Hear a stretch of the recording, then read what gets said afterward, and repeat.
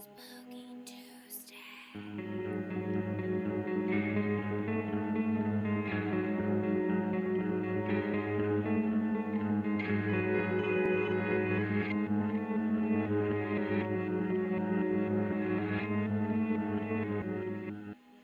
I'm saying I'm an insect who dreamt he was a man and loved it. But now the dream is over, and the insect is awake. Hey guys, welcome back to Spooky Tuesday, a weekly podcast where we're breaking down all of our favorite slashers, thrillers, monster movies, and black comedies on the new scariest day of the week. I'm Sydney Thompson. I'm Monica Height. I'm Chelsea Duff, and this week we're talking about The Fly, and I would just like to start off by saying that when you guys introduced it last week, you were like, this is the sexiest Jeff Goldblum has ever been. Can't wait for you to watch it. Can't wait for you to engage with it. Top tier Jeff Goldblum. I would just like to say, where? Where is sexy Jeff Goldblum in this movie? Where? I'll tell you exactly where. I wish I had the fucking timestamp. The gymnastics scene. Were you watching the same movie as me? The gymnastics, very impressive. Jeff Goldblum in this movie, nothing compared to Geena Davis. I mean, gum on my shoe compared to Geena Davis. I'm not gonna disagree with you there. Geena Davis is fucking gorgeous, insane, incredible in this. I think my flashbulb memory of this movie was just Jeff Goldblum and then his face slowly falling off. But Geena Davis, Geena Davis is the one saving comfort throughout. Mm-hmm. She is gorgeous in every form, even when giving birth to a larva. We also learned right before we started that Miss Geena Davis is 6 feet tall, and I want her to step on my neck. My wife, 6 foot tall, Geena Davis. My 6 foot tall wife, Geena Davis. I was informed of this fact, I fell out of my chair and onto my bed, and I hurt myself, and I almost broke my headphones, and I thought that was the only reaction. Yeah, the only appropriate way to respond. That's because Monica's 5'11", so any woman taller than her immediately gets that reaction. Oh, baby.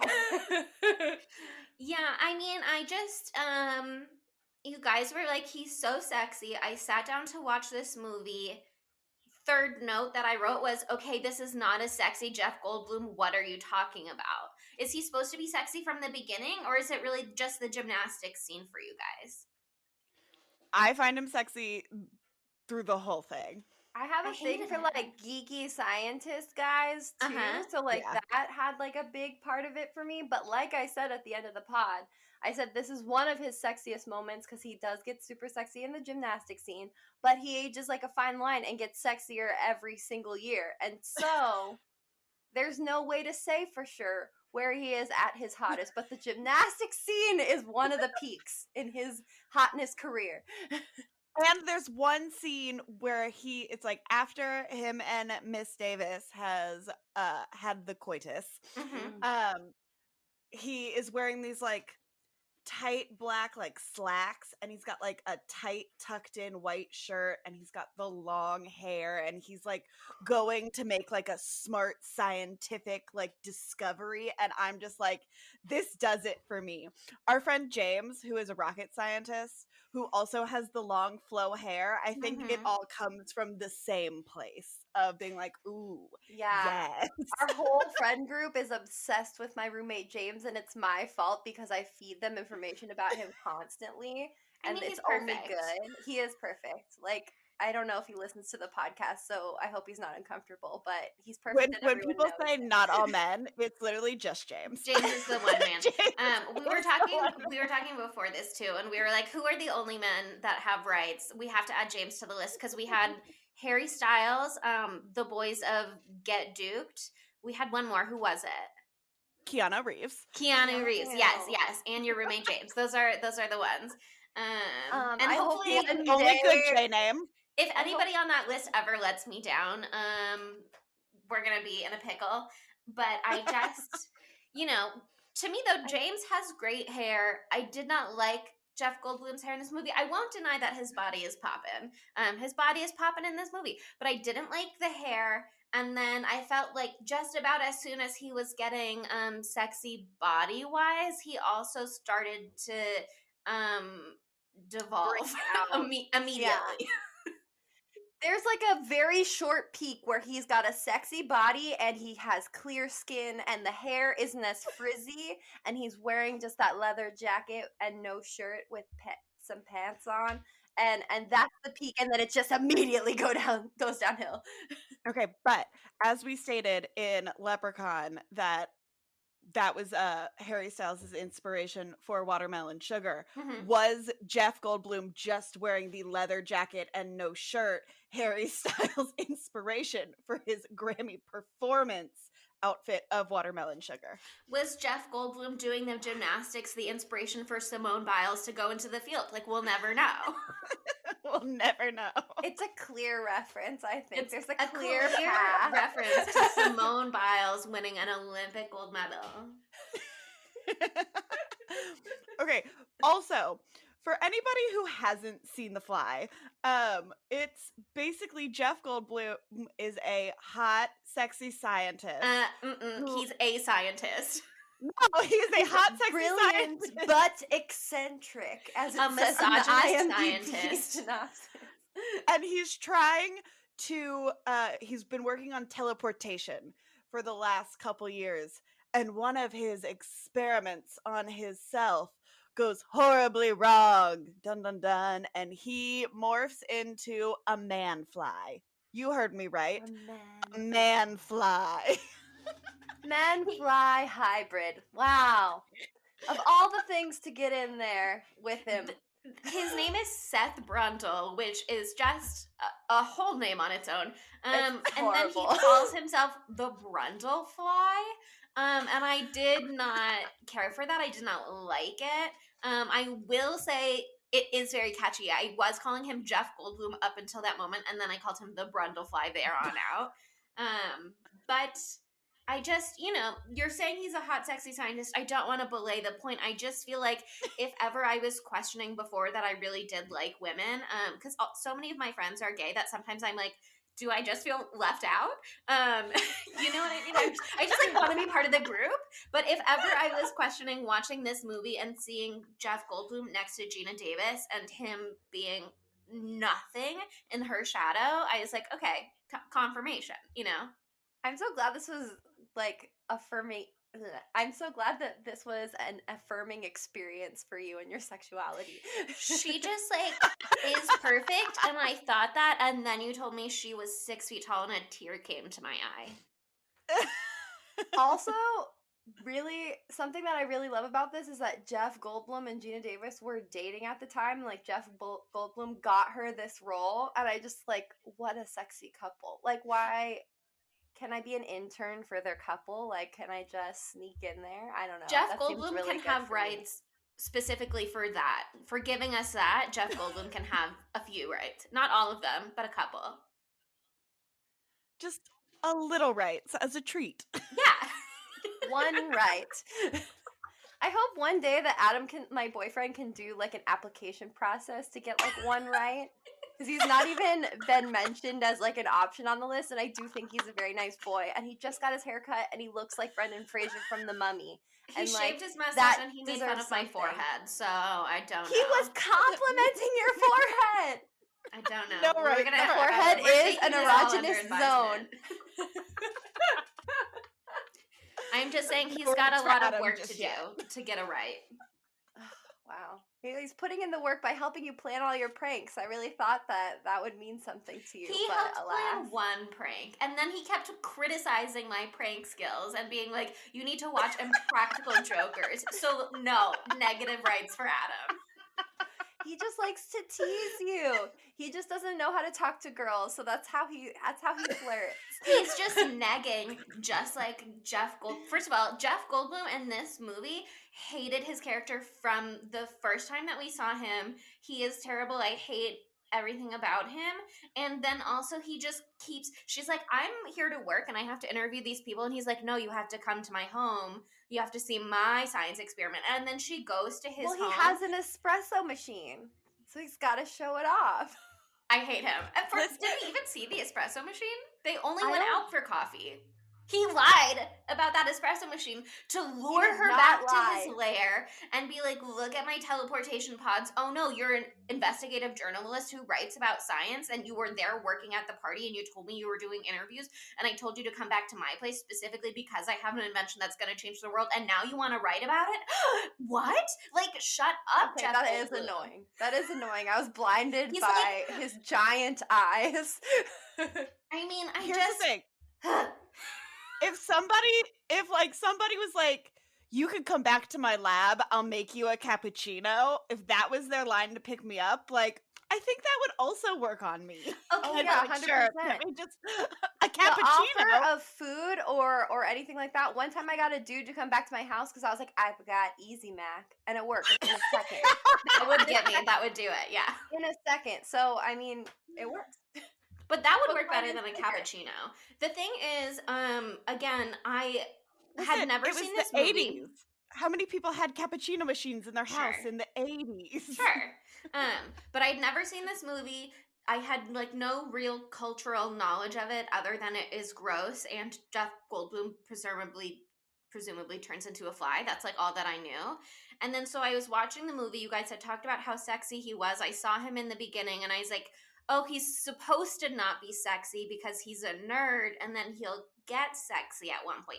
And I just kept waiting for that point to come. And for me, it just like never quite arrived. And so I couldn't understand how he was pulling Geena Davis because I wrote in my notes, I was like, this is not sexy Jeff Goldblum. What were they talking about? You, Jeff Goldblum, do not invite Geena Davis back to your office. And then I wrote, oh, I guess he's not sexy on purpose because he's supposed to be too nerdy for Geena Davis. And yet he has the unearned confidence to go for it anyway. He says, I think you're making a mistake. I think you really want to talk to me. And I said, ew, get out of here. Stop harassing my wife. But then it worked. And I was like, how? How? Because he's so smart. I don't know. It somehow worked. It's his beautiful mind. Also, like, confidence is sexy to some people. But I do agree that that's a creepy line. And again, owning a cappuccino machine. Sexy. Very sexy. That would get me in one. I want a cappuccino. I want a freaking espresso machine so much. Those things cost like $3,000. That shows that he's rich. Yeah, he's rich. He's working on teleportation. So if it works, he's gonna be rich. Like, she knows. She looked at him and she's like, this man is not a threat. There is nothing threatening about him because he's a meek little bean. And there you go. He can't even drive. I got extremely threatening vibes from him. First of all, he's very tall. According to the IMDb trivia, they're like, he's 6'4" or 6'5", and he's the only one that could tame the baboon, which, first of all, terrifying. I love that. That's hot to me. A man who can tame a baboon? Chelsea, I think we just have fundamentally different tasted men, and you can't tell us we're wrong for having different tasted men than you. I'm not denying that Jeff Goldblum is sexy. I'm just denying that Jeff Goldblum in this movie is sexy. Jeff Goldblum being able to dominate a baboon in this impressive. Movie, and eating is valid. It's very impressive that Jeff Goldblum on set could tame the baboon. What's terrifying to me is that they had an untamed baboon on set and it required actor, non-animal wrangler Jeff Goldblum to be 6'5" to keep things under control. Well, you obviously didn't read that one piece of trivia in the 9,000 pages of trivia. I didn't get all the way through. Where they said, the wrangler said there's no such thing as a tamed baboon. So, they're playing with fire no matter what. Stop putting baboons in movies if that's the case. Regardless. I thought the baboon was a very dynamic actor, though. That scene with the fly flying around and it was like, get this fly away from me, I felt its emotion. When it hugged Jeff Bloom, I felt its fear. It leapt into his arms. And I was like, oh, it loves him. That's nice. He must be nice to animals, except for the fact that in a deleted scene that never made it into the movie, he spliced the baboon with a cat and then he beat it to death. But I guess we're not going to talk about that. I'm glad that they cut that. They tested it and they're like, oh, actually, weirdly enough, when a man beats a poor animal that he's already mutated to death, the audiences don't like him anymore. It's so weird. It's so weird when people commit animal murder that it makes people uncomfortable. That's so weird. How strange. Shocking. That it would lose people's sympathies. Anyway, so the point is that he's a big boy. You know, he's very large, and he invites her to his office under these false premises, and then he starts playing the piano. I wrote in my notes, because I wasn't sure about this movie. I said presumably Jeff Goldblum turns into a fly, but I also wasn't sure if it was somebody else. I was like, is he going to turn her into a fly? I wrote in my notes, like, he's going to murder her or turn her into a fly. If he turns sexy Geena Davis into a fly, I will jump into the screen and kill him. And then like 5 seconds later, he says, I can't let you leave here alive. And I was like, no, like, absolutely not. Oh, man. I'm glad that you had this like extra spooky experience at the beginning, because it is like a horror film. He is the villain the whole time, 100%. You were like, wow, I'm so scared. Oh my God. And then me, the whole time I was like, wow, an opportunity to go home with loopy-haired scientist Jeff Goldblum. A gift. Wonderful. When he started playing the piano, I was like, wow, he's really turning the swag on here. He's immediately serenading her. How wonderful. I did think that was pathetic. Don't worry. I was like, boy, please calm down. But okay, we love Geena Davis. I think that she is wonderful. Ronnie, sexy name. Veronica, it rhymes with my name. Of course I'm down. But Chelsea, I need you to weigh in. Journalistic integrity wise, I feel like she immediately is breaking all the laws. Is that true?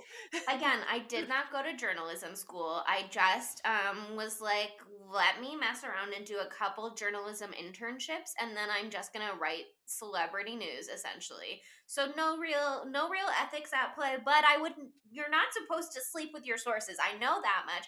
We talked about it on The Lodge, and how the dad in that movie, like, just, it's an absolute nightmare that he not only sleeps with this girl that he was writing about when he was researching cults, but that also he like marries her and takes over her life, and she's still like super isolated from the world, whatever. I just feel okay. Wait, but okay, my main thing that for bringing that up is like she starts recording him secretly, like in front of him too, and that's not allowed at all either, right? I mean, they never say where they are, and there are some landmarks that are visible that shows they filmed in Toronto, and it may or may not be set in Toronto. I don't know Canadian laws. I know in America I don't know what the 80s were like either. But in America, some parties it has to be 2-party consent for recording, and some states are only 1-party consent. So it really, like, if you remember the whole Kanye Taylor Swift phone call drama, that was a big deal because one of them was in New York and one of them is in California, and I think California is a 2-party consent state, which I think was where Kanye West was when he was recording it, and so he was the one recording and breaking the law, technically. Because he didn't have Taylor Swift's consent to record. But there's definitely a lot of wiggle room where it's like things could have been different in the 80s, and also things could be different in Canada. Like, legally speaking, she could be allowed to record. And also, he knows that she's a journalist. He knows that she was like, I'm interviewing people for work, for science, for this magazine, Particle Magazine. And he was like, oh, I've got a science experiment that's going to change the world. You have to come see it. So presumably he's inviting her there. Obviously he's trying to bone her, but like he's inviting her there under like a journalistic premise. To me, like it was all like on the record. You have to say things are off the record for things to be off the record. And you can't be like after the fact, like, oh, that was off the record. Like, that doesn't exist. You have to be upfront about it and get ahead of it, or like you've shot yourself in the foot. But the thing about that scene that was weird to me was that she was like doing it sneakily, secretly in her purse. But then 5 seconds later, the tape like beeps or whatever, and she pulls it out and changes it. And then he's like, wait, you're recording? And she's like, yeah. And it's like, then why were you being sneaky 5 seconds ago if you're going to reveal that you're recording 5 seconds later? But here's the thing that I want to know. Do they have to know, do they have to say when things start being on the record? Because like, They didn't say like, oh, this is an interview. Like it was, I can see where it was implied, but it was never like, and the interview begins now. You know what I mean? Like, is there have to be that sort of initiation? I mean, we didn't really see the beginning of their conversation at the art gallery. So it's hard to know exactly how their conversation started and if what he knew, or if she'd been like talking to him in a professional sense before that. But my understanding, just from watching this film, my takeaway was that she was like, I'm here to interview people about science. And he was like, come see my science experiment. You know what I mean? Like, if you're talking to a journalist about the subject of what they're writing about and you don't want it to be on the record, I feel like that one's on you. So the secret is that I should never speak to anyone who's a journalist. So Don't I guess ever speak to me close again. Off the podcast now. We're gonna have to just click end recording. This is done. And it's over. This is off the record. I mean, you can talk to journalists, but the thing is, if they're like, I'm working on this story, do you want to talk about this thing related to what I'm working on? You should assume, once you've said yes, that that's an interview. You know what I mean? That makes sense, but I don't think that happened in this case, but I understand. I don't know. I just feel like she's being like, I'm writing. I feel like it's just not clear. It's, I guess, a little ambiguous, but... And it's like he's super horny too. I think he's just trying to use this to get her back into bed, and she's like, I want to do a piece about it. I also think that he just like doesn't like, he's kind of like a hermit, and he doesn't really understand social norms, and so he's like, oh, we're flirting, and she's like, no. You could definitely probably like make a legal case that he didn't have informed consent to give an interview. But I don't think it would fly. But regardless, you shouldn't sleep with somebody that you're writing a story about or writing a book about. And also, you should not sleep with your boss. And also, you should not sleep with your college student. Everybody here has really bad ethics when it comes to who they are and are not allowed to sleep with. Because, like, Stathis, her ex-boyfriend, was her professor and her boss. I don't blame her for sleeping with her boss, but him as her boss should not be sleeping with an employee who was his college student. Just like all around here, everybody's fucking it up. Yeah, also, I just want to say that, like, I understand that you don't like Jeff Goldblum in this. He's an acquired taste, especially once his ears start to fall off. Especially when the acne starts really, really bad and his face gets all bumpy. Weird. The weird hairs, it's not for everyone. He's an acquired taste. But we can all agree that Stathis should die, right? No. I have complicated feelings about Stathis. I'm not a Stathis fan. And honestly, the part that I thought was gonna come through in this movie didn't, because in the beginning it's very like, I've still got your key. And I wrote in my notes something like, okay, so presumably he's gonna come back and save her in her apartment sometime, when Jeff Goldblum is attacking her as Mr. Fly. Like, that's what I anticipated happening. Nothing like that happens. I mean, I guess he comes and goes at will still. But I just like, I'm not rooting for him, and I don't care about him personally. But I do feel like he was a acceptable ally for Geena Davis later in the film to a degree. You know what I mean? Well, yeah, I guess he had to be, because Geena Davis apparently has no one else in her entire life. I was like, is your only friend your fucking literal stalker ex-boyfriend who's your boss? Yeah, like, that's her only ally. That's sad. So, okay, maybe she's also a hermit. Like, they're all hermits. The second she went to tell Stathis about her story, and he was like, he's a con man, and I just wrote in my notes, all men are trash, sweetie. Like, immediately, it's like, every man here is bad. But I will say Stathis put in some work to redeem himself. I found approximately nothing that Jeff Goldblum did redeeming, other than I did think it was extremely funny that first of all, I laughed a lot during this movie. I think it's a very funny movie, and I see what Sydney means about older movies like being inherently camp, even if they didn't mean to be at the time. But I thought it's so unbelievably funny that he's this science nerd, and then once he starts to morph with the fly, he's like, actually, I'm a jock now. Okay, so that's a question that I have. There are some superpowers that he gets once he becomes the beginnings of his Brundlefly experience, and those superpowers are super strength and super gymnastics and super meanness. So mean. What a little bitch baby. But here's the thing. I can imagine flies being dicks. Know what I mean? Like, well, they are. Flies bad personalities. No, parts of it make total sense. Flies are assholes. They have no boundaries. They just want sugar all the time, just like Jeff Goldblum. But never in my life have I thought a fly is very strong. A fly is rather limber and can move about. Like, I don't understand how those things came with the fly genetics. Well, I did some math and I did some research while I watched this movie, actually. Let me see what movie prompted it. It was after the gymnastics scene, and I was like, he's strong now, I guess. So I did some Googling. The first thing I Googled was, are flies strong? And then I had some thoughts after that. My Google process was, are flies strong? How strong are ants? Average human miles per hour? Can ants fly? And what food do flies like best? So I did some research here. And my findings were that flies can lift 50% of their body weight and fly away with it. So they're not strong. Presumably, a lot of humans can lift 50% of their body weight, probably not for as extended an amount of time as the Brundlefly can.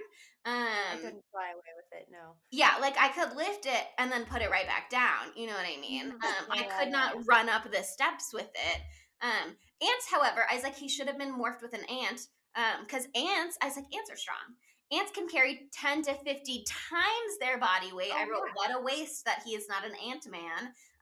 Ants can also run at approximately 800 times its body length a minute. And then I did some math. And I said, average humans can run 28 miles per hour. That seems very high to me, but not going to question it. Which is 0.467 miles per minute, or 2,465.76 feet per minute, which if you are 6 foot is roughly 411 times your body length a minute. That would be pretty cool. But 411 times your body length a minute for a person compared to 800 times your body length for an ant, there's room for improvement if you are to gender splice yourself with an ant. That's all I'm saying. Some ants can even fly. But also, that's true.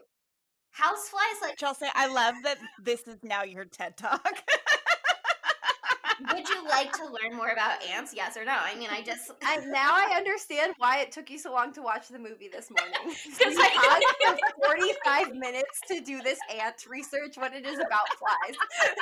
I just was like, this was a missed opportunity. Listen, there already is an Ant-Man. Exactly. Sure, I don't want another fucking Marvel movie, so thanks. I know, I'm just saying that if you really wanted to be the genetically perfect, a purified form of yourself, as Jeff Goldblum initially thinks that he is when he's like, I'm a jock now, you should morph yourself with an ant instead. That's all that I'm saying. But also, a bone that I have to pick is we see the fly, and it's a common housefly, presumably. I guess I'm not like, super knowledgeable. I didn't Google types of flies. That was not part of my research. But common houseflies. Was like, how deep did you fucking go? Yeah, I did look up what foods do flies like. And the thing is that houseflies like rotting meat and decaying filth and like decomposing things. Fruit flies like sugar and spilled soda and overripe fruit and alcohol. And it was not a fruit fly. Like, my eyes, I did not Google types of flies, but my eyes can tell a fruit fly from a house fly. I just felt like before he turned into Brundlefly, he was like cheeseburger. And I just felt like after he was Brundlefly, he still would have been like cheeseburger. I just want to say that the cheeseburger line would also have worked on me. The cheeseburger line would have worked on me, but that's the only one.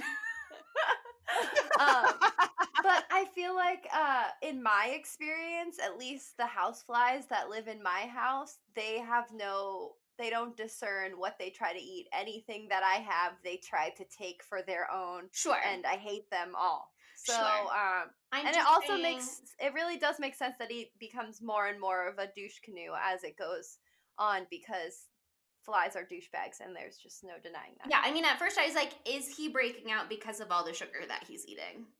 Is that That's what's gotta be happening part here? of it. That's a fair point. But I think what he was breaking out because his the hairs were coming up from behind his face skin, you know, also, those nice wiry little his, skin. His face skin was just like decomposing on its own. Gross. Oh yeah, yeah.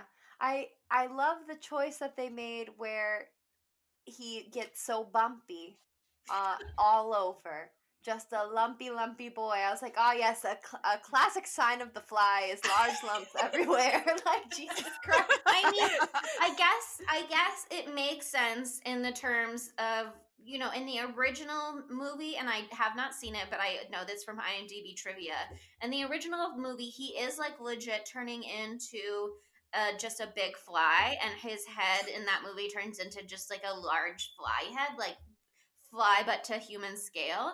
In this movie, he says that the way that it like fused their genetic code, his body was reacting to it like a cancer. So it makes some scientific sense to my non-science but Google's things brain that his body would just react as though it had huge tumors all over it. And also, I think in reality what was happening is that things were growing within him that was like pushing his flesh out, because then it all sloughs off at the end. When his teeth popped out, I didn't like it.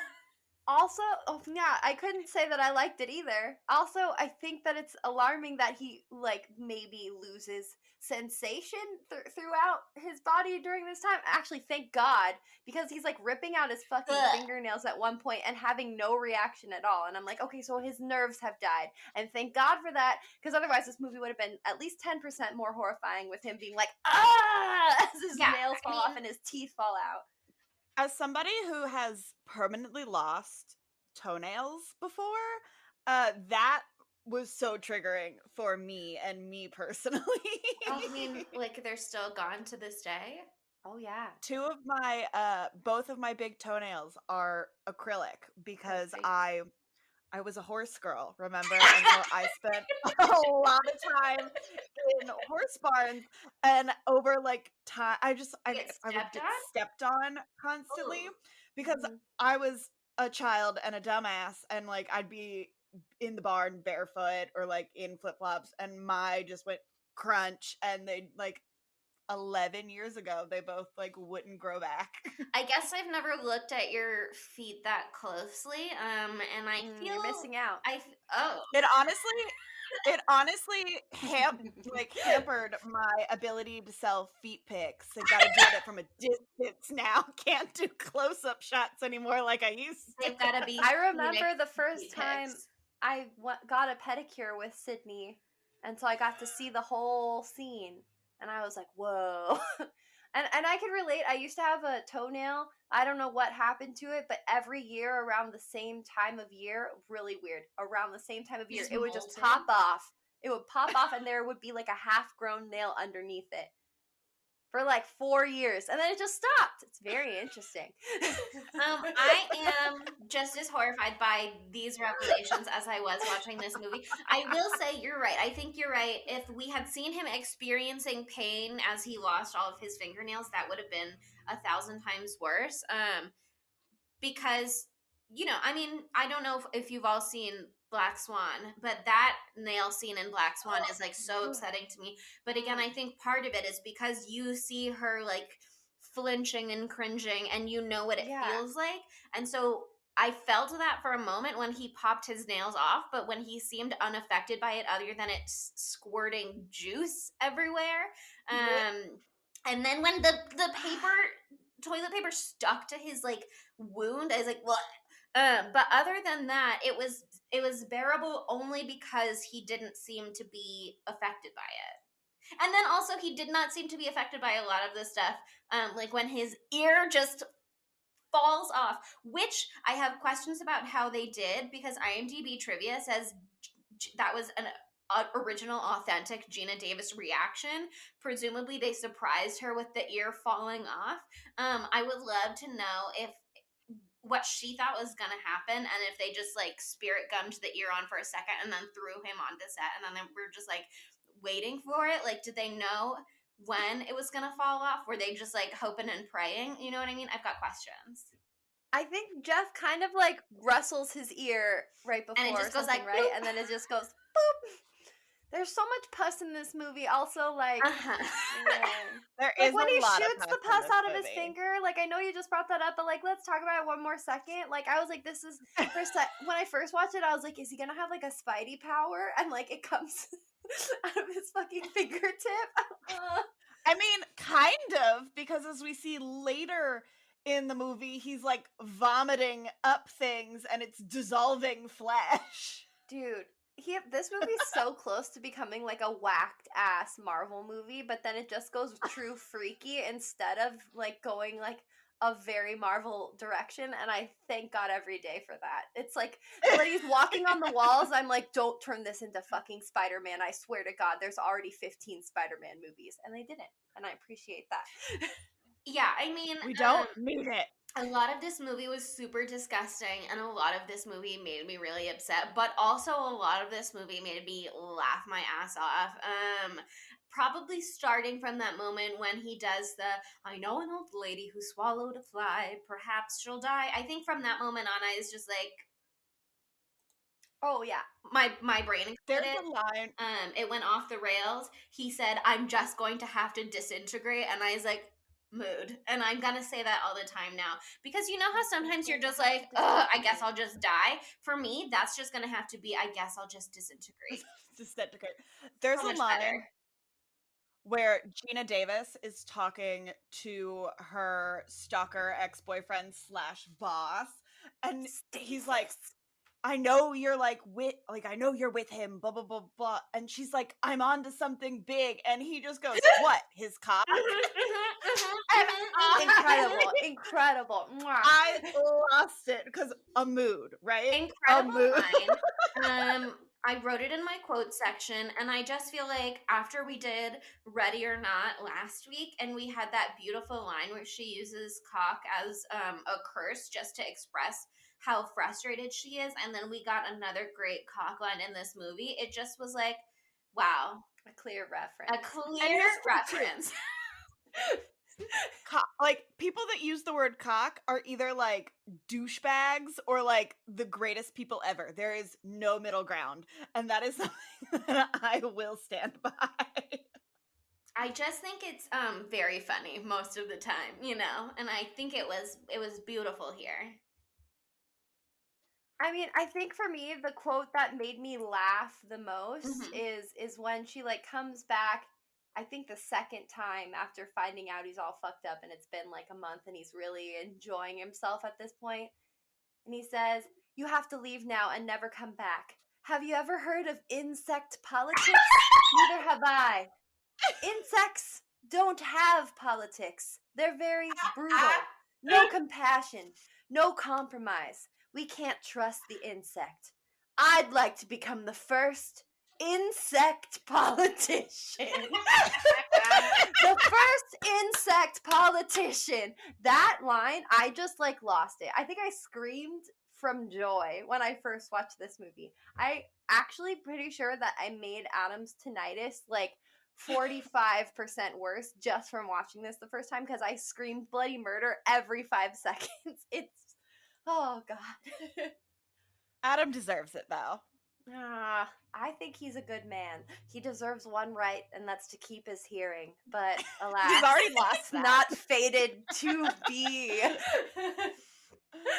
But yes, for the listeners out there, I've given my boyfriend tinnitus because I am so screamy and shrill and loud all the time. And Sydney has also done a lot of work towards giving him tinnitus as well. And so it's and like I am a tag not team sorry. I'll do it again. No, we will continue. But I just want to like dive deeper. Like, as an insect politician, what was he hoping to do? Like, it's just, I don't understand. And also, like, I where would was love he to going see. with this? I would love to see him with the insect head at the end, but like wearing a little suit. Like, that's something I would have. The same suit that he has 25 of. Look, I don't want to get into the sequel, but I will say, we find out in this movie that Geena Davis's character is pregnant, and that's the whole plotline. She's gonna get an abortion. She doesn't get one by the end of the movie. I guess you can decide what happens from there. Fuck. There was a cut scene where she has a dream about having a butterfly baby, but that didn't make it into the final cut. But regardless, The Fly 2 is about the Brundlefly baby. Personally, I divorced that canon from this canon, even though I haven't seen it. I'm just not engaging with it. But can we dispute the possibility that Martin Brundle went on to become a certain former vice president who at a presidential debate had a fly land on his head? You know what I mean? Is that the insect politician? Did his son achieve the goal that he put into the universe? Wow. I don't think we can prove or disprove that a certain Brundlefly baby changed their name and did end up in politics. Wow. We gotta be careful or we're gonna become like a freaking conspiracy theory podcast. I mean, we're going down a dark path. I just learned a lot more about QAnon yesterday. Like, I'm scared. I'm just saying, like, I believe. Put it together. If the pieces fit. If the pieces fit. And now this information is on the internet. And if it's on the internet, there's at least a distinct possibility that it's true. Just like it's true. Harry Styles writing Watermelon Sugar about Leprechaun. Well, that is true. That is true. Yeah, that is true. That's a fact. We're still not sure about Mike Pence being the son of the Brundlefly. But can you prove that he's not? I can't. Have I tried? No, but I can't. I feel confident that, insect politics, baby. Politics. It speaks for itself. It really does. Okay, so one thing I really like about this movie is that there's like only 5 people in it, and so I don't have to get confused, and that's something that's really nice for me. But one of those 5 people who we haven't discussed yet is Tawny. I love Tawny. My girl. I love Tawny. I love Tawny. So basically Tawny comes into the picture when our beautiful, beautiful Jeff Goldblum is on his way to being true Brundlefly. And he wants to force Geena Davis, Ronnie, to get into the machine. Dick. Yeah, oh my god, this is when he's being so obnoxious, and he's like reminding me of someone who just like went vegan and they feel really good or something. Like they feel like their body's really clean, and they're like, you don't understand the power I feel. Meat is bringing you down. He's like, you don't understand the power I feel. If you demoleculize your body and then reconstitute it, you're gonna become a sexy gymnast. Why wouldn't you want that? To me, it seems like somebody who's on drugs, not somebody who's discovered the magic of clean eating, but they're on drugs, and they're like, this is what the human body should feel like all the time. I'm at my maximum capacity. You know what I mean? Where someone discovers that, like, they can do all kinds of feats of strength when they don't feel pain, but it turns out actually it's really bad for your body because you're supposed to feel pain because it tells your body when to stop doing things. I feel like it was so addiction adjacent because he also started being super mean when she was like, maybe we don't do this, and she's like, maybe I don't go into the fly machine, and he was like, oh, because you're too chicken shit, and I was like, no, like, okay, the way that because she's smart for 1 second. Temper. He didn't even get that fucking baboon checked out. And then he kept talking threw about himself in that penetration, machine. and he was talking about it in a science way, but then at one point he was also like, and I'm not just talking about it in a science way, and I was like, no rights for Jeff Goldblum. Not one. Not a single He was right. the perfect man for about 5 seconds. Right after the discovery is peak Jeff Goldblum for me. Okay, I like him also when he's doing gymnastics. That's when he's his hottest. But that moment after he sends the baboon through the machine and they're about to have spicy eggplant and champagne, and Geena Davis is like, let's run away to Florida. I was like, I would watch the movie where they run away to Florida and they have a wonderful time in Florida, and then they come back and he wins the Nobel Prize and she wins the Pulitzer Prize for her book on it or something. I don't know if Pulitzer Prize is the right award, but something. I would watch that movie, the rom-com version of this movie as well. But then he immediately becomes big douchebag. Right? Like, come on. Just because she leaves you, you don't get to eat some nice spicy eggplant doesn't mean you gotta drink your sorrows away and experiment with your teleportation machine. Come on, get it together. And this is why we should not be drinking so much champagne. Everybody wants to drink champagne when they are celebrating, but champagne leads to pain. That's why pain is in the fucking name, okay? The worst hangover you will ever have. You're gonna have a lot of gas. You're gonna have a lot of gas. And also, it's usually too sweet. And he was taking shots of it. Not a good idea. Taking shots, talking to a baboon. Shots of champagne. I just feel like that was the moment that he started to look gross too. After in that scene when he was like, "Oh, you're too chicken shit," blah blah blah, penetration, and I was like, "No, disintegrate immediately." I wrote in my notes, his face is getting increasingly gross. This is just like when they turned sexy Mohinder into a gross lizard man on Heroes. You know what I mean? Like, I just, to me, again, wasn't into Jeff Goldblum's character at any point, but that was when it really started to go off the rails. And I felt like... Oh, totally. That his acne started coming out. Yeah, and that's when he goes to the bar and he's like, and I get to take the lady home if I win this arm wrestling competition. And she says who? Do I look like a hooker to you? And I was just like, I hate this misogynist man. And then he's doing the arm wrestling, and I was like, Tawny didn't even agree to this. She does not have to be bound by the constraints of this handshake deal. But also, she is into it after that. And I said, I hate that for her.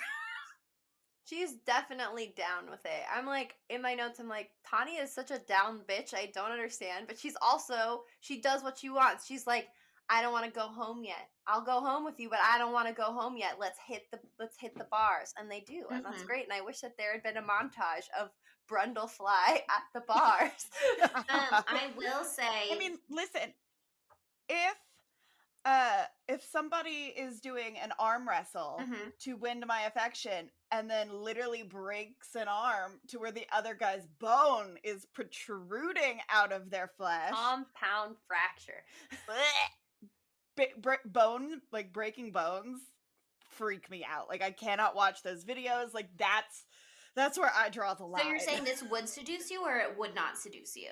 Oh no, this would not work for me. I would immediately be like, I was very afraid for you for a moment there. Because I was like, no, the cappuccino machine would seduce me. Breaking a bone would not seduce me. Yeah, feats of strength are fun and stuff, but I also am like, I don't care about your manly games, your childish manly games trying to woo me. I will be walking away from this right now.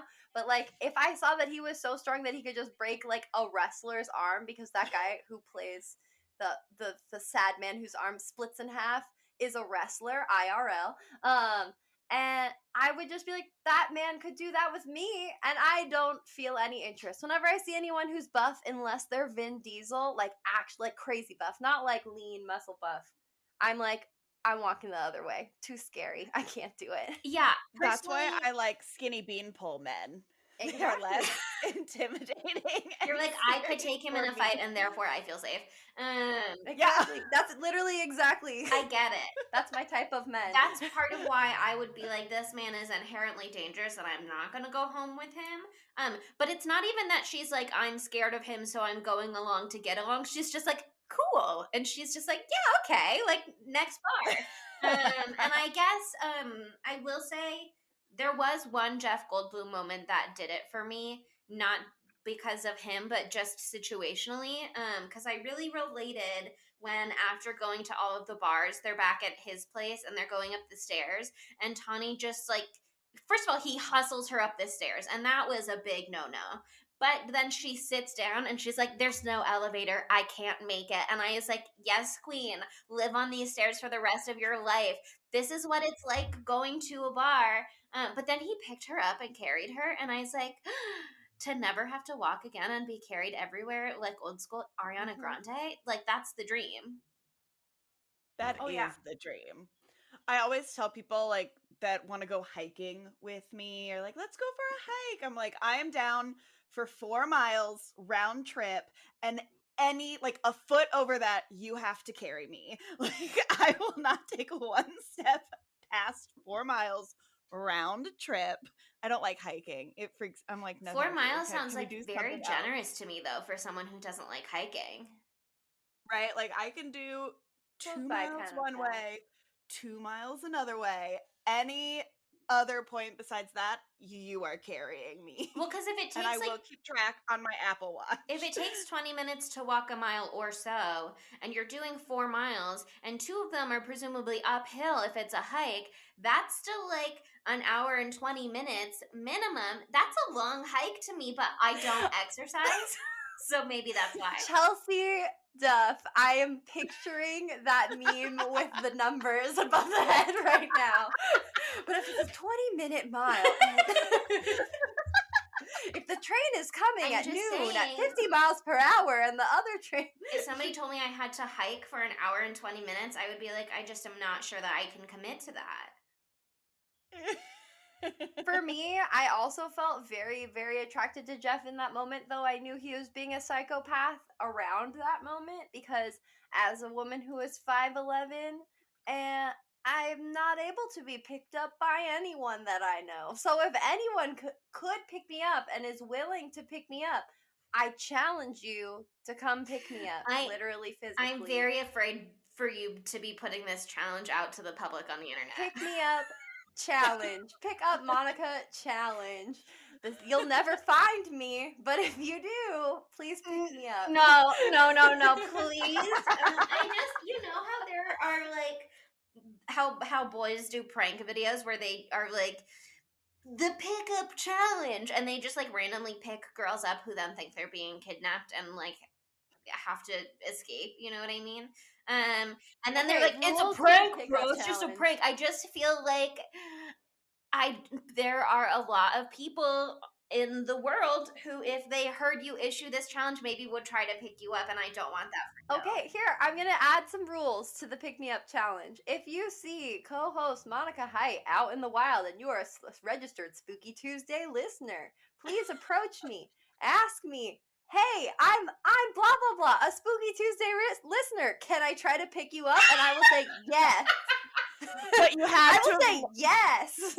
But let's make sure that I can't be dropped and get seriously injured or a head injury. So we'll do some safety precautions. No, the first thing she's going to ask is, have you rated us 5 stars on Apple Podcasts? Yeah, that's part of the challenge. Your answer is yes. Identify you yourself. have to write a lovely review. Identify yourself. Make sure you have consent. Leave a review, and then you can try to pick Monica up. Exactly. And then I'll reply to the review with my review of you trying to pick me up. And it'll be like 3 out of 5. He could pick me up, but he could only walk 1 step. And hopefully one day I'll get a 5 out of 5 pickup review, and it's Geena Davis, who's 6 foot tall, and she's picking me up. Wow. A girl powerful. The dream. Powerful.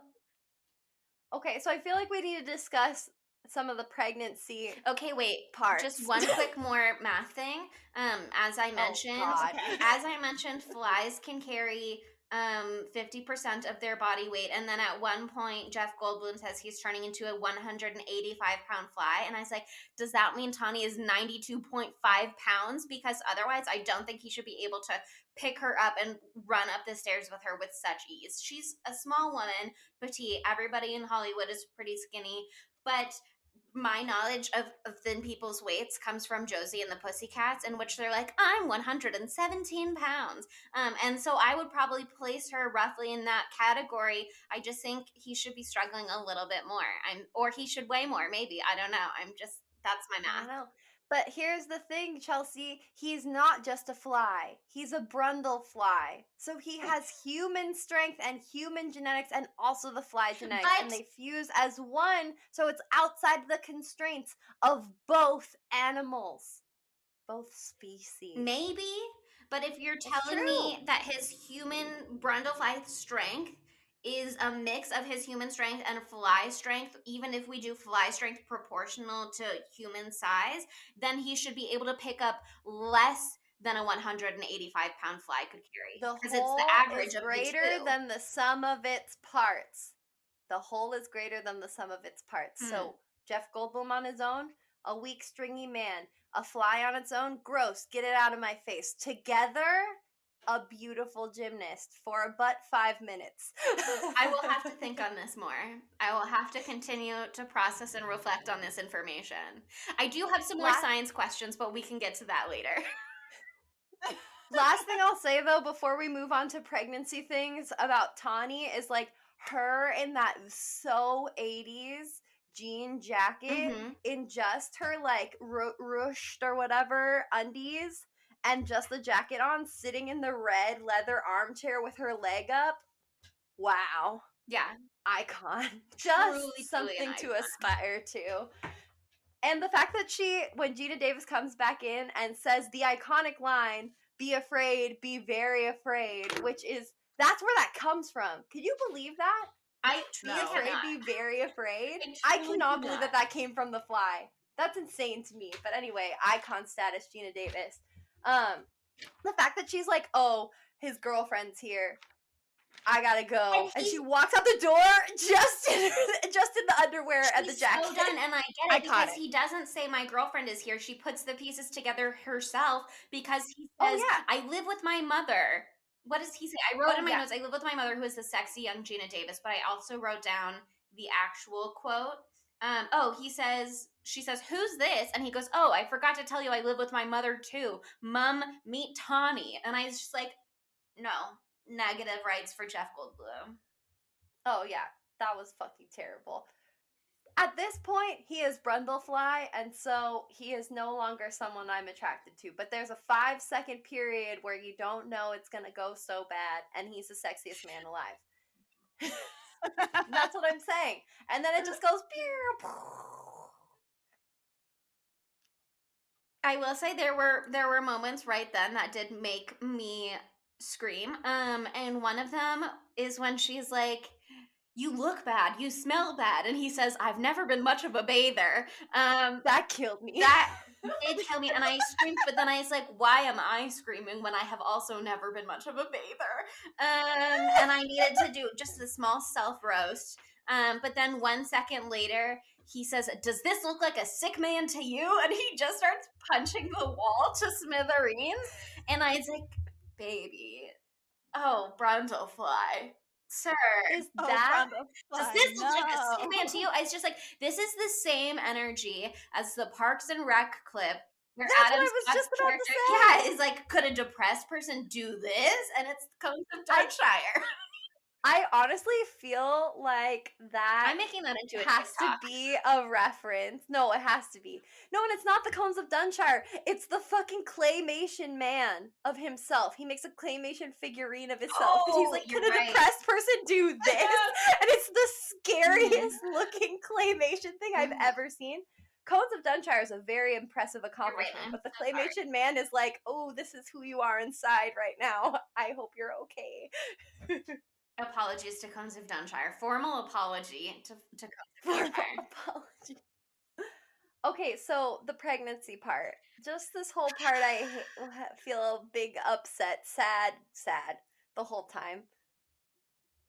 Also, but a fun fact about it is in the dream sequence where she births a larva, which was just wonderful to watch, just lovely. The gynecologist man, the OBGYN who is delivering the baby, that is David Cronenberg. Incredible cameo. Hi. Apparently, who told him? I wrote it in my trivia. It was Geena Davis's idea, I think. It was her idea, but someone was like, "You look like a plastic surgeon," and I think maybe they meant it slightly as an insult. It's Martin Scorsese, I think. Martin Scorsese was like, "You look like a Beverly Hills plastic surgeon." And then he's like, "Fine, I'll be the doctor." That aside, that was the only good part about that whole sequence, because the second that she revealed she was pregnant with a Brundlefly baby, I was like, oh no, this is a scary abortion movie now. And I did not like that. And then she's like in the abortion scene immediately, and we find out later it's just a dream sequence, but extremely upsetting to watch. And I was like, is she birthing an egg sac? Like, they're like, there's more in here. And I was like, what is gonna come out? Oh my god, I was picturing that it was gonna, like, she opens her legs and like 1,000 flies fly out. and then it was revealed what if it was a dream. 1,000 flies with Jeff Goldblum's head on all. Okay, here's one thing that I did. That's the deleted scene. And again, I'll get into the science later, maybe if we have time for that. I don't know. We'll see. But the computer is like recognized that it was two separate specimens, and then it was like, oh, I'll just fuse them. Nobody told me to do that, but that feels right. That's what's right in my little computer heart. And I was like, all right. But what I think would be funny is if we got Jeff Goldblum turning into a fly, but also a little fly turning into Jeff Goldblum. You know what I mean? Like, why can't they both be fused? Right? Why can't it be like, yes, we recognize that there were two separate genetic materials in here. We recognize it specifically, the computer is like, we see that there's two subjects. Oh, I'll just fuse them. But why would it not keep them as two subjects, but all of their molecular or whatever got like mixed up? Especially, he's got that open wound from lying on a computer chip or whatever, which is that was foreshadowing. That's what trivia was like. Foreshadowing for his inventions turning against them. But I was like, but is his open wound part of what made this messy? Like, how you're more vulnerable to STDs and stuff. Well, Chelsea, this is what my thought is. Like a week ago, this thing was turning baboons inside out. We didn't talk about that moment when its guts were where it's still alive and it's like that was maybe the worst part of the whole movie. Horrible. Besides the very, very end. But like it demoleculizes everything. So like it's all like little cells flying in the sky. Mm-hmm. How is it going to keep them separated, you know? Of course it's going to meld it together. It barely just this computer barely just got the teleportation thing down. So I don't think it would be able to distinguish. I get that. I mean, I think first of all, he needs to start with rats as lab subjects. What are you doing going right to baboon? Especially when you already know this is presumably not the first baboon that he's murdered. If she says what happens when you put something living in it, and he's like, you don't want to know what we're eating. Also, why does he not think to put organic matter like this steak in there that's already dead before he murders two baboons? Don't know. And then why does he not cook the steak, but he puts the steak through the transporter, and she's like, literally, you just turned a baboon inside out in there. You're going to put my breakfast in there, and then you want me to eat it? And he's like, yes. And then she eats it. And I was like, Geena Davis, I really think you need to rethink a lot of your life's choices. She's just come on, girl, get it together. So after she has her beautiful larva dream with David, after she dreams of David Cronenberg being her OBGYN, she goes to get an abobo for real.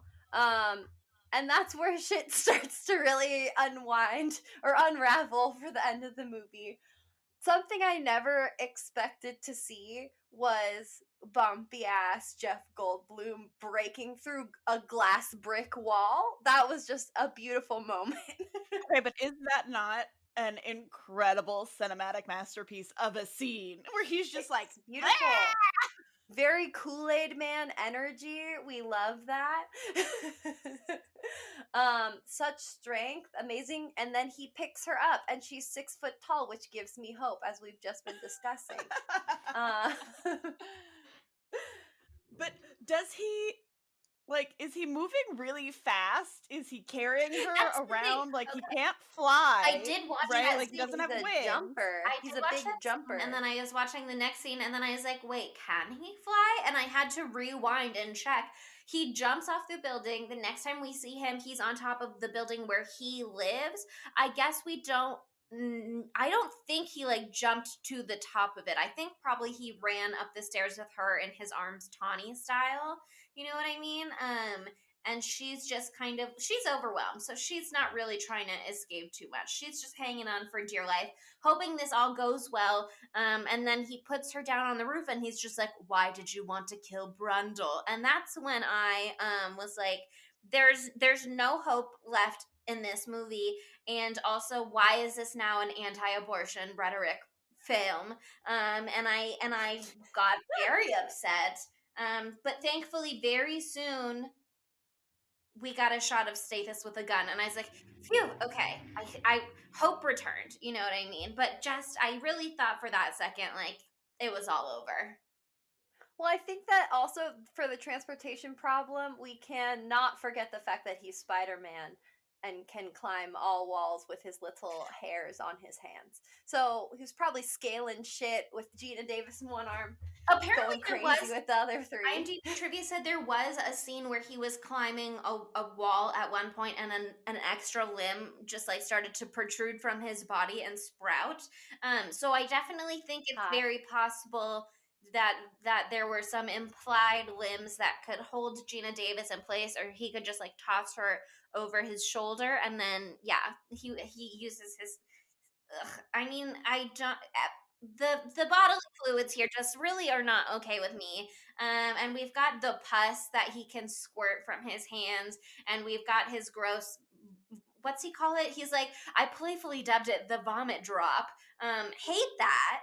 Just, you know, his body disgusts me. And he's using it to his full effect. 100%.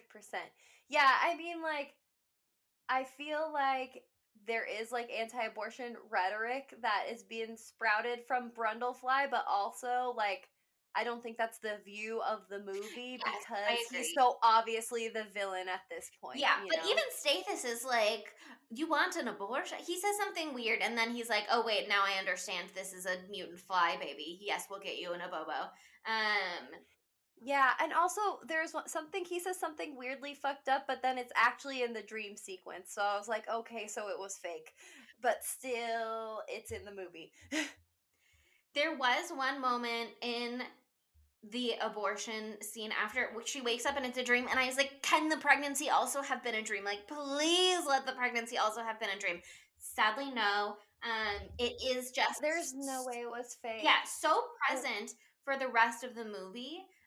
And he's like, do you know what? He's got this plan where he's like, I'm going to make myself more human than Fly by just murdering a few other people and fusing them with me, as if that's going to go well.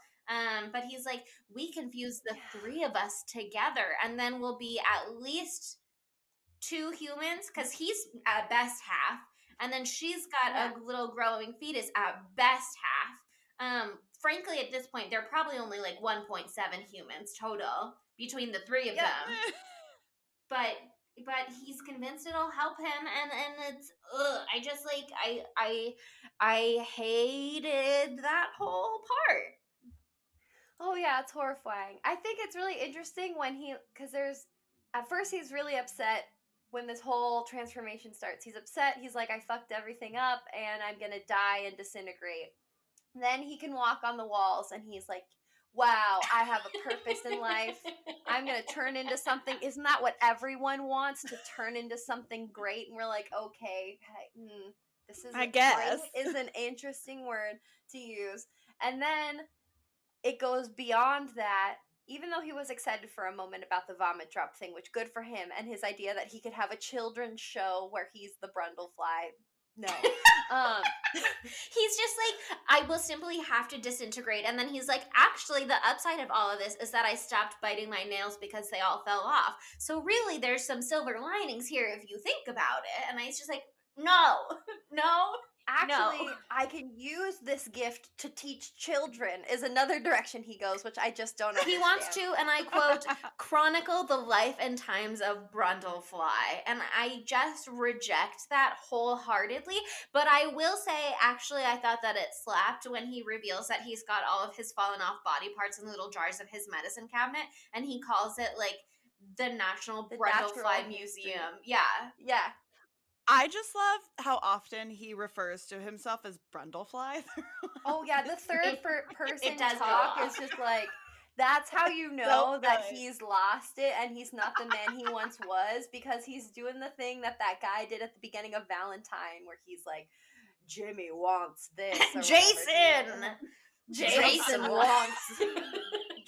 wants to go home with you. Okay. Jason Brundlefly loves a sexy girl. Like, Jason can provide for you.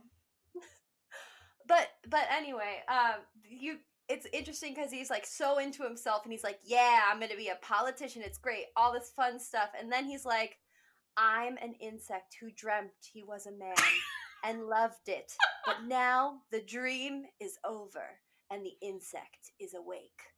And I'm like, wow. So he goes right back to being like, yeah, being human was actually way better. So I'm going to make you fuse your body with me, with our little unborn fetus, and we'll be a family together in one corporeal form.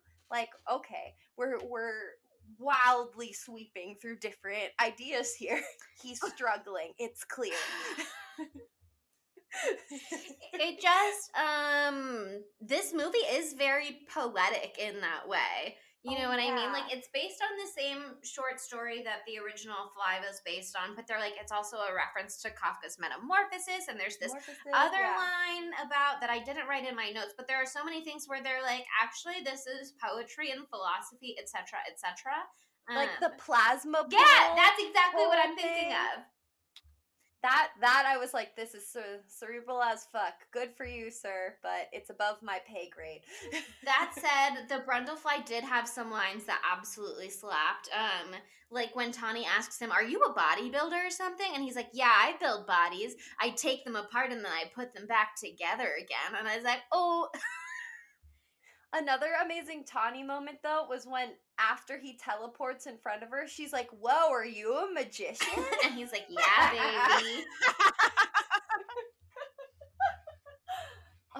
Another quote that I really, really love from this is when Ronnie and Stathis are talking about how fucked up Brundlefly is getting. And she's like, if you saw him, Stathis, if you saw how scared and angry and desperate he is. And Stathis like, I'm sure Typhoid Mary was a very nice person too when you saw her socially. And just, that's the only time I like Stathis, whatever, fuck him. I don't like him at all. That's not a real name. Just had to put a little shine on that moment. It was iconic.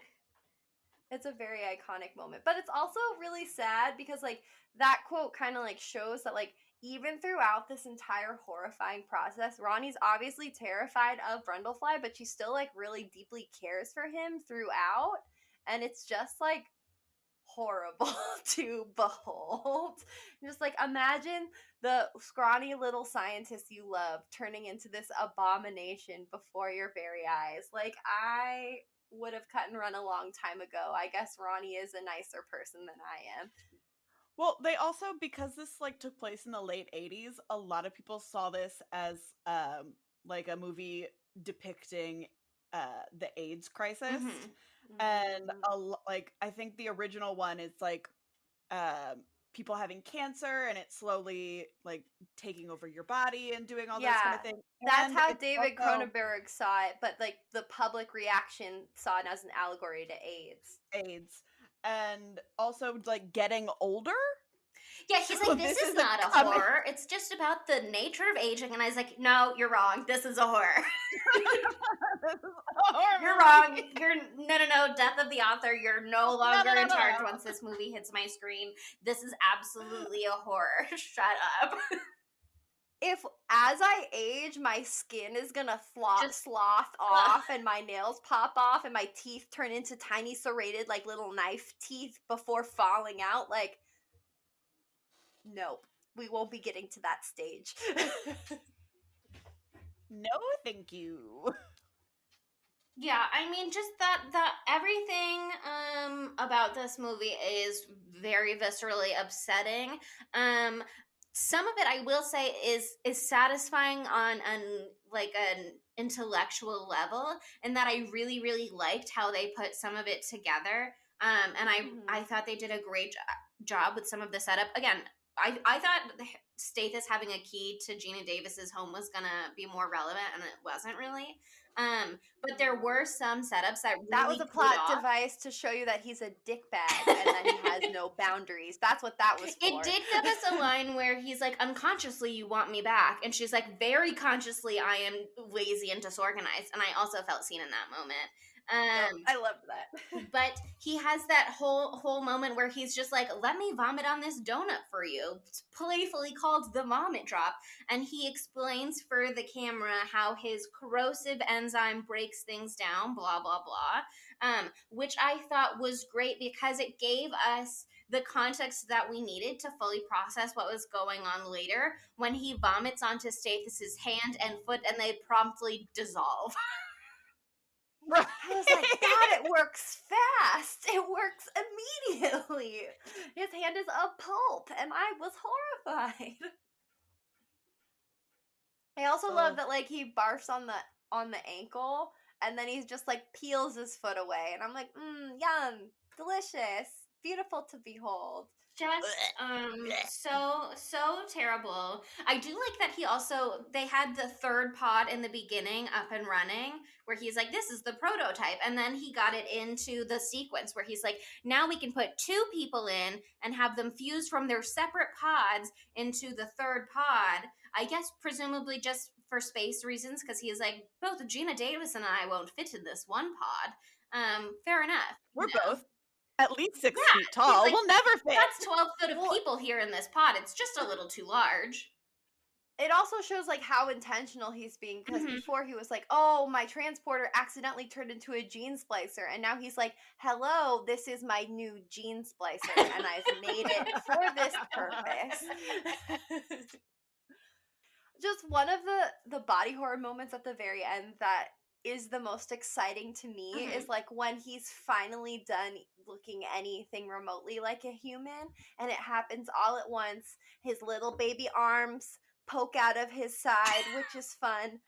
His skin on his legs just goes off onto the ground, and his human eyeballs explode into a white, fuzzy, frothy liquid, and then his whole face falls off and he has the big bug eyes underneath. That part, specifically the eyes exploding, was something that I'll see tonight when I close my eyes.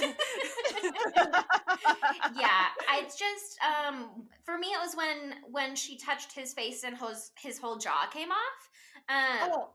Oh yeah. And then it's still moving on the ground, which was a very cute touch. Horrifying. I just was so ready for her to kill him, and I was like, yes, my queen, shoot him, Geena Davis, I love you, you sexy bitch. Like, they put him out of his misery, but then she's like, I can't, and he uses his little claw to just like pick up the gun and put it on his head and be like, frankly, I want. You gotta. Yeah, he was like, before I was ready to simply disintegrate. Now I don't think I can wait a second longer. Can you just do this for me? And that part was so sad. It was sad, but also I was like, tragic. But of his own making. Everything. He flew too close to the sun. You know, this is a classic Icarus moment here. A clear reference. Clear reference. I was very ready when the shotgun exploded his whole head. You know what I mean? Yeah. I also think that it's very poetic that he fused with his creation at the end and becomes Brundlefly pod, if you will. And his body Brundlepod. is like Brundlepod. His body's like wrapped around the tubes, and like the door is sticking out of his back. Like, it was beautifully the worst thing I've ever seen. And I love that when his head gets shot, it explodes into smithereens, as it should. Okay, before we move into our segments, I have just one more thing that I want to discuss. And that is the first piece of IMDb trivia. I believe it's the first piece, but it says, in a 1987 interview on Sinister Image, Vincent Price revealed that when this remake was released, star Jeff Goldblum wrote him a letter saying, "I hope you like it as much as I like yours." Price was touched by the letter. He composed a reply, and then he went to see the film, and he later described the film as wonderful right up to a certain point. It went a little too far. What do we think that point was?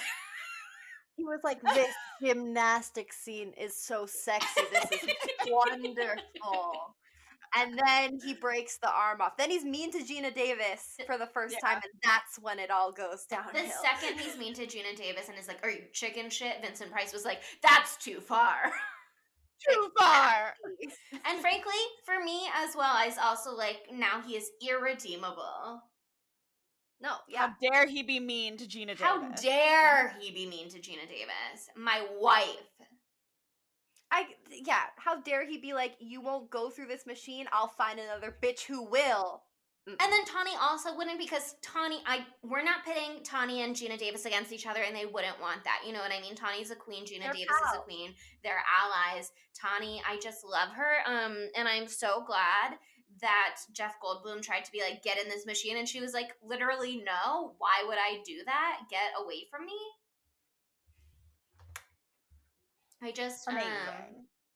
I think they were both great, and every man was bad, except for the moment when Stathis called Geena Davis a goddess. And I was like, he is right. He is right, and he did say it on the record, and I'm glad that we'll have that moment forever. He is right, but everything else about him is wrong, and I will not forget that he is a normal man. This is why I hate Stathis so much. He is a normal man. He is not a man who's just had his entire body's molecular composition shook around in a freaking mixer. He's a normal man, and he's a freaking insane stalker who won't give up her key and like is controlling her career and every other thing. So that's why I hate him so much. He doesn't have any. He is the worst. I would normally so agree with you. I just feel like he's also the person that Geena Davis is turning to when she needs help. So I feel like maybe there is some more nuance to their relationship. No, but I feel like that's bad too, because like it just shows how bad their relationship was, that she doesn't have anyone else in her life except for him. What does that point to? An abusive relationship. So I hate him just because he wanted to save her from being killed. That means that he is a human being. That doesn't mean that he's a good human being. And I'm glad his foot's off. That's a really good point. That's a really good point, actually. Yeah. I'm sorry. I hate him so much. I'm glad you came to my girl Ronnie's aid, but that's the least you could fucking do. But it all stops there. Anyway, I guess that's a good...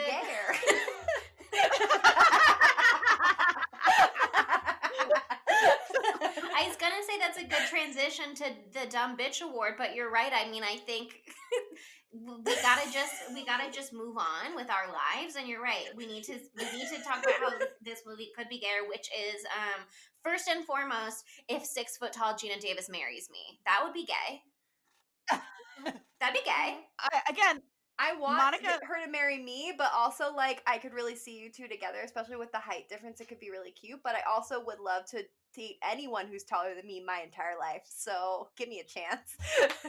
Monica did bring up briefly that this was a bisexual anthem movie, and I feel... Yes. I completely agree with her. So we're not going to even hear Chelsea's piece because we've already heard it. Me and Sydney here had a wonderful horny experience the whole time. The only time when I was the most mad at normal Jeff Goldblum is when Ronnie was like, do you wear the same clothes every day? And he was like, I have 25 of the same suit. That that was almost grosser to me than when his eyeballs blew up. And when he was like, I'm not much of a baby. Fashion is very important to me. That I also related to, though. So that I can't fault him for that. Sometimes you got other stuff to do than take a shower right at that moment. But you always have time to put on an exciting outfit. And that's another reason why I love Ronnie so much, because she was like, unacceptable that you have 25 of the same suits. I'm buying you a sexy leather jacket immediately. She turns around, she walks out the door, she buys him a sexy leather jacket. So, queen. But gay, I think the movie can only be gayer in the fact, like, where we could be written in, maybe, to be, like, the new partner for Geena Davis at the end. That would be good. I think Tawny could have seen Geena Davis and been like, wow, I can't believe I had sex with Brundlefly. She's right there. Right here. She could have walked past her when she's just has her beautiful boobies in the 80s denim jacket and her underwear on, and she's going out the door, and pulled out her card and been like, call me, Ronnie, and walks out the door. I would have loved that for both of them. An easy rewrite, too. Like, just takes 1 second. One piece of cardboard, and you're done. But, I mean, there's not a lot of room for it to be gayer besides that, because there's 5 characters. And there are no friends for Ronnie at all, so... I just want it to be gay with me and Geena Davis, though. That's what I would like. Have I made it clear? Shall I write to Geena Davis directly and be like, do you want to get married? I think you should tag her in every single post. Just the whole week on social media, it's just Geena Davis thirst posts. Yeah. One of the posts should just be like one of those notes posts that celebrities do, but it's just your like love letter to Geena Davis, and you tag her on every note that I wrote in this movie being like, Geena Davis, you're so sexy, please marry me. I think that'll do well. As far as our boy Matthew Lillard, I mean, he could have been one of the 45,000 people considered to play Seth Brundle, because it seems like every single actor in the entire world was considered. Like, Mel Gibson was gonna be considered for this, but then he did, not Total Recall, Lethal Weapon instead. Which, like, Lethal Weapon is a fire movie, though Mel Gibson is a bad man. Also, Willem Dafoe was thought of. And Willem Dafoe would do a great job. He would do a great job. I also think Willem Dafoe's sexy, so that would work for me. John Lithgow. He would have crushed this role. Yeah, John Lithgow was also considered not particularly high on my sexy radar, but very high on my terrifying radar. And I think he would have done I don't know that he would have been able to pull Geena Davis, you know what I mean? But for me, never finding Jeff Goldblum's character sexy, John Lithgow would have worked in that sense. He is, I mean, he plays a nice man in a lot of things. But in Dexter, when he plays a certain Trinity character, it is just the most terrifying thing that I have ever seen, and one of the most haunting, like, villainous portrayals that I have come across. And so I know that he would have slayed this role. That said, I do think Jeff Goldblum killed it. There's nobody else but Jeff Goldblum. There's nobody but Jeff Matthew Goldblum. Lillard would have done like a fun portrayal of it, but it belongs to Jeff Goldblum. Yeah, like I don't want Matthew Lillard to ever play Stathis, because, like, ew. Ugh. He could have been one of the guys at the bar, like, doing the arm wrestles. Yeah. I don't think he needs to be in this one, but he could just be a face in the crowd at the party in the beginning. True. That could be good. We love a little cameo. Right, but, like, this could have been his, like, as I'm still a teenager, look at me, like, being a background actor. And we could have been like, oh my god, look, it's Matthew Lillard right there. Some of his extra work. One of the most horrifying things I saw in the trivia for this movie was that they considered doing a mid-early aughts remake of this movie. Just imagine this made between 2000 and 2009. Like, just imagine. It would have been fucking terrible. It would have been terrible. And the people that they were considering to play Seth Brundle were Billy Crudup, which I never knew that's how you say his last name. I don't know if that's right. It's a horrible last name. I feel so bad for him. But he is a very cute man. Or Brad Pitt. Like 2003 Brad Pitt. Like turning into a fly, and then they're gonna make it more like an action movie where he like kind of, so making it more like a Marvel movie where he goes on like a killing spree. And I'm like, oh, okay, wow, well, whoever shut that down, they deserve like an Oscar for having great foresight or something. Wow, that would have been horrible. Like, that would have been an actual atrocious movie. That said, apparently they did make an opera based on this in 2008, and I would love to know more. I would love to know more. Wow. Okay, interested in fly opera. This perfectly would work as an opera. Oh my god, there's so much drama in this. I could see somebody scream singing the entire movie 100%. And operas love to do like a tragic ending with no real hope left, which is kind of what we get here. I think it would be amazing. I would love to see it. That said, Jeff Goldblum is the only man for this role. Geena Davis is the only woman for this role. 100%. Yes. So for a dumb bitch, I mean, go ahead, try and tell me it's Stathis. Go ahead. It's not Stathis. It's not Stathis. He fucking sucks so bad. But like, did he say, I'm drunk and sad, I'm going to like demoleculize my body right now? No, he didn't. He did not. That was Jeff Goldblum. That was the Brundlefly. He is the stupidest person who is also a genius that I've maybe ever seen. Yeah, I mean, it is Brundlefly. To me, dumb bitch from the beginning. I thought it was clear that he was talking to her in a professional capacity. He was trying to get laid, but he should have understood that he was speaking to a journalist who was working on a story. Even if he was trying to make it something it wasn't, that was dumb bitch from the beginning. And then he's like, let me just murder baboons before it even occurs to me to put organic matter in here that cannot be harmed. You know what I mean? Like, he says it only does inanimate objects, and it's not until after he's murdered a baboon that he's like, oh, maybe I could put a steak in here and see what happens. Like, that's dumb. Then he somehow fixes the inside-out baboon problem in approximately one day, so I guess that's smart, even though he says in the beginning, like, I don't really know how to do any science. I just have other people do the science, and then I put the pieces together. But he, approximately 5 minutes after successfully doing a baboon, is like, let me just, in the spirals of my misery, potentially kill myself by going through the machine. And then everything after that, I mean, I guess you can chalk up to the fact that his brain has been scrambled, but dumb bitch even before that point. Also, like, I respect him for this, but also it's fucking ridiculous. But his entire life purpose, this telepod, this transportation device that he has created, is just being made because he has very severe motion sickness. Like that's literally it. Like he rode a tricycle when he was 3 years old and threw up on the tricycle, and he was like, I will never be on something in wheels ever again. I will create teleportation so I never have to feel this feeling again. That's like, actually so funny, because I don't know that I quite put that together necessarily, but now that I'm looking back in my notes, because I loved the line when Geena Davis says, you're not a very accomplished drunk, and I thought that was a sick ass burn. My next note is when he says, I hate vehicles.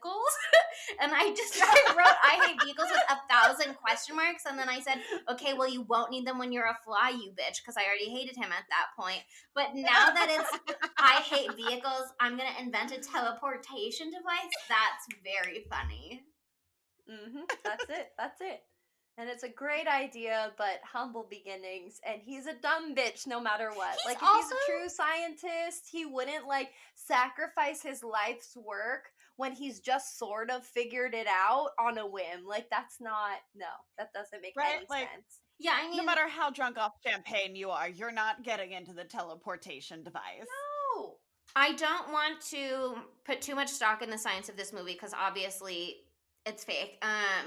But he says, like, when she's eating the steak and she says it's synthetic, he's like, the computer is translating the steak. Like, the computer is giving us its interpretation of the steak, which to me is an implication that the computer is like creating matter, and that's weird. And then he's like, let me just put myself through it. Like, don't you understand that that's going to give you its interpretation of you, its translation of you, like, not you?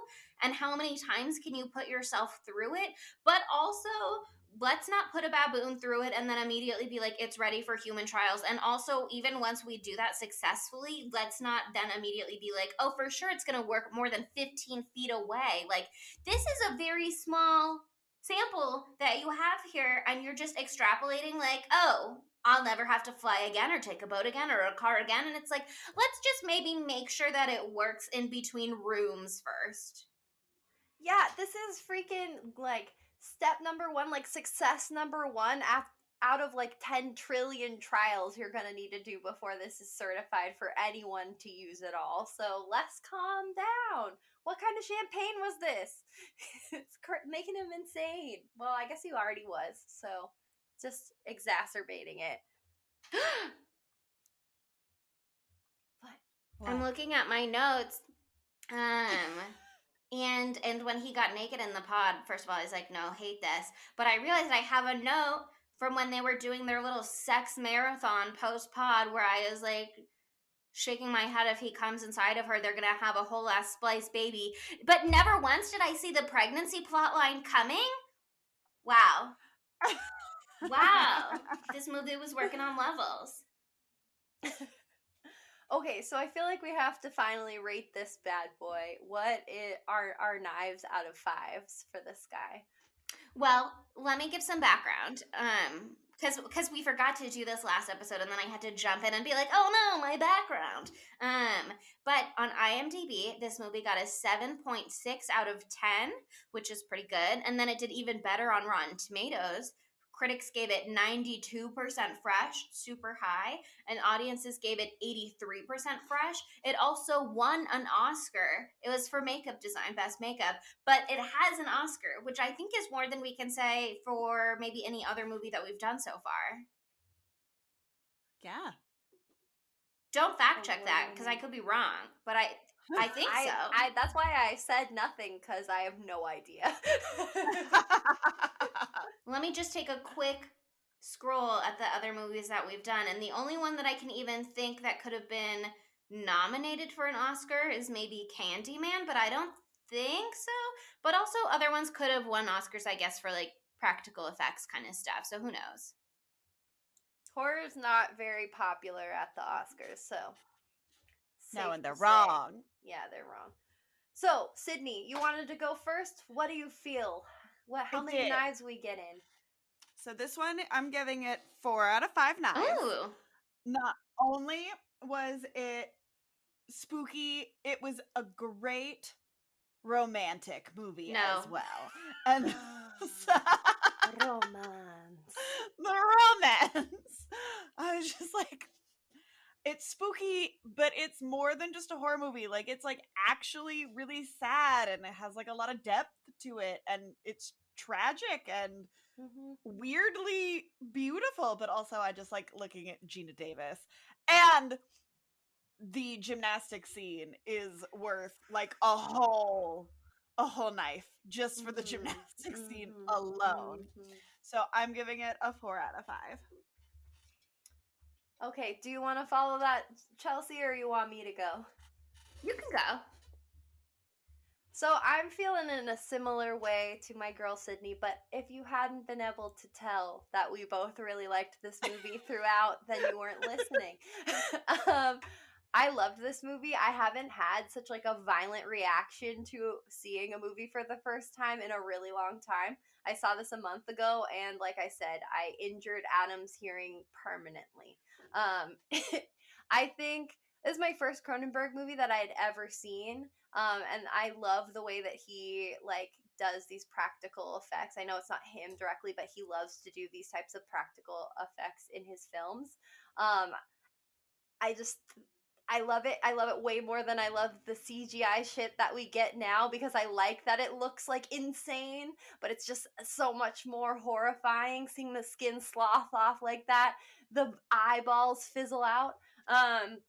Incredible, horrifying. I guess I love body horror. Was glad that there was all of that and no needles. I was happy. I hate needles.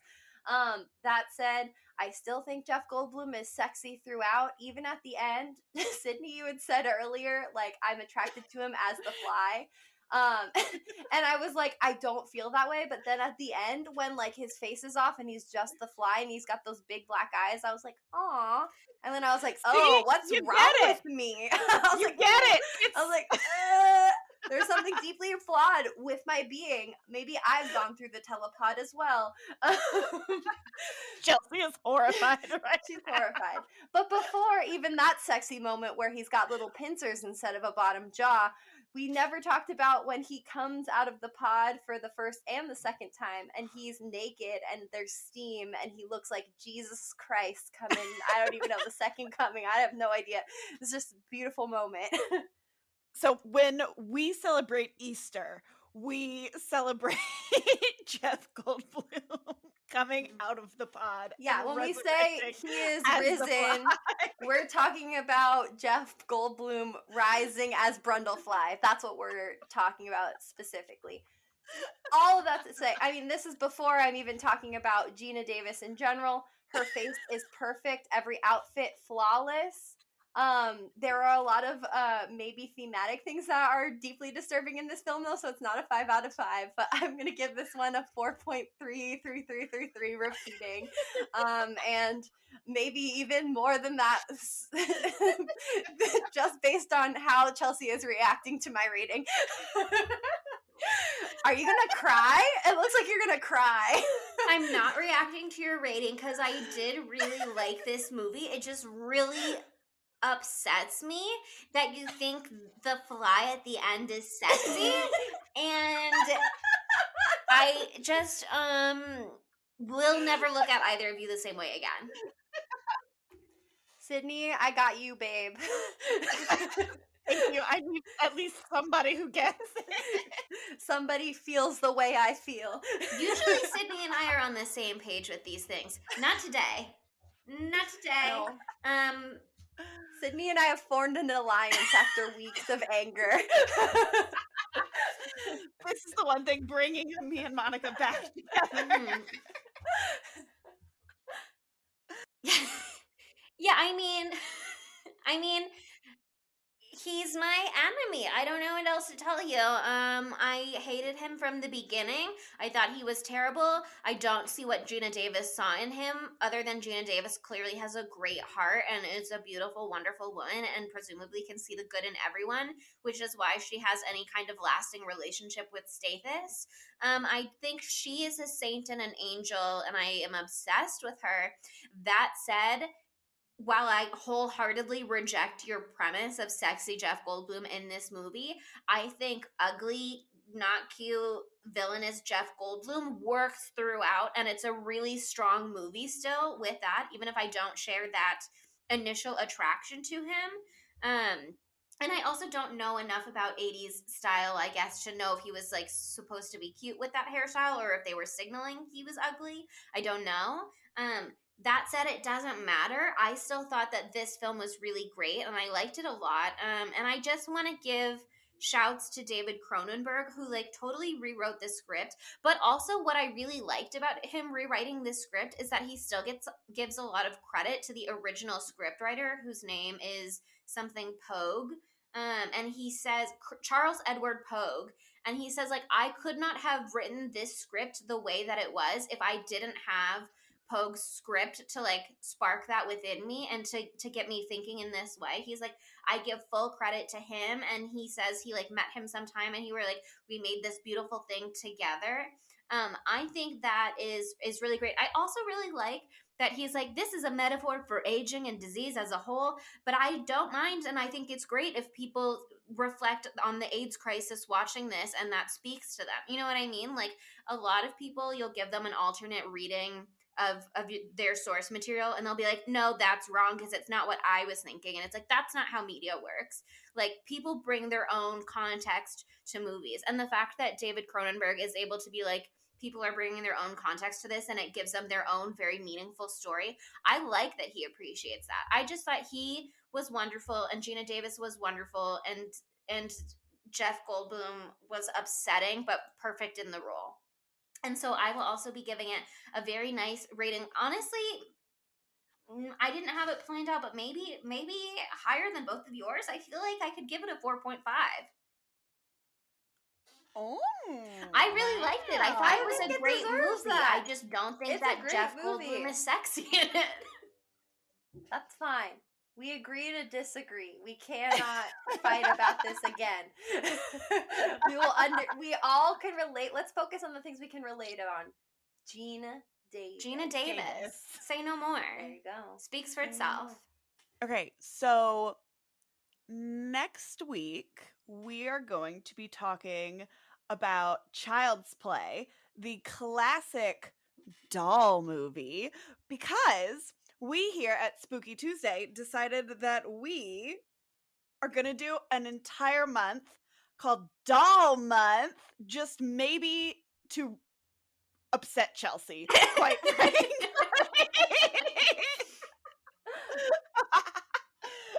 Yeah, I mean, we decided to just go all in, balls to the wall, if you will, on this one subgenre of horror.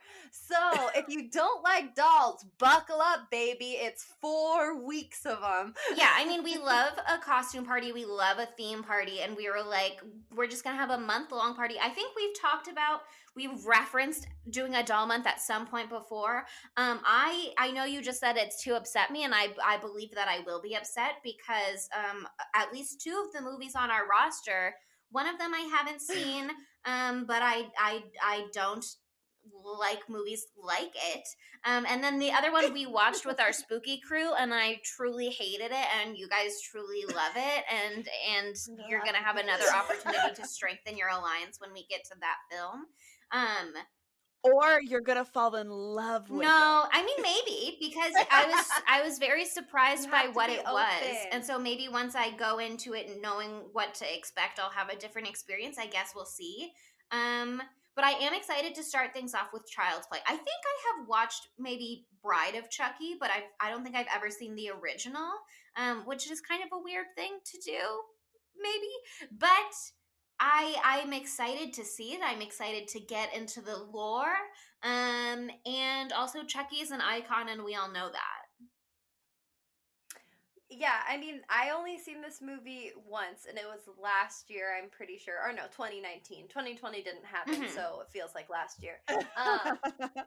And it is more fucked than I thought it would be. Of course, we're doing Child's Play, the original one, not the remake. Don't get it twisted. Dear God, I heard that one was terrible. Though we love Aubrey Plaza on this podcast. I don't know. Actually, I can't speak for you guys. I love Aubrey Plaza. I love Aubrey Plaza. I can get behind that statement. Okay. I love Aubrey Plaza. Okay, cool. Sorry I spoke for you. But yeah, the OG, this set the precedent for so many different things. I wish that the Bride of Chucky was in this movie because she is an undeniably sexy doll. And also, everything about her. She reminds, and also she reminds me of Sydney. Yeah. That makes me like her even more.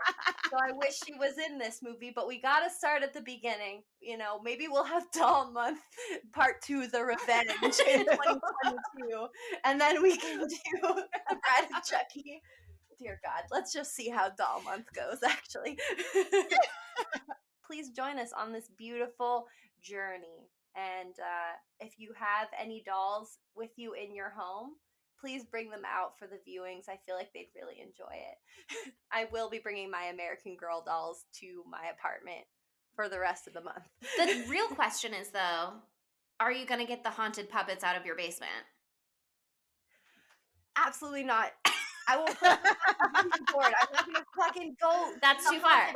I understand. I will though, and this is a promise, I will make a video of me descending the stairs into my basement and uncovering the puppet box so the listeners at home can see the horrors that live within my own home that I have to fight every day.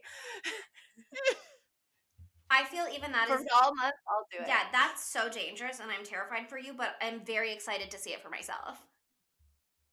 I'm giving. I'm not going to disturb them. I'm just going to say, hey. And then I'm going to close the box and I'm going to run upstairs and I'm not going to go back. So generous on this episode. Just letting strangers pick you up and also sharing your haunted dolls with the rest of us. I love it. I am a giver, okay? Wow.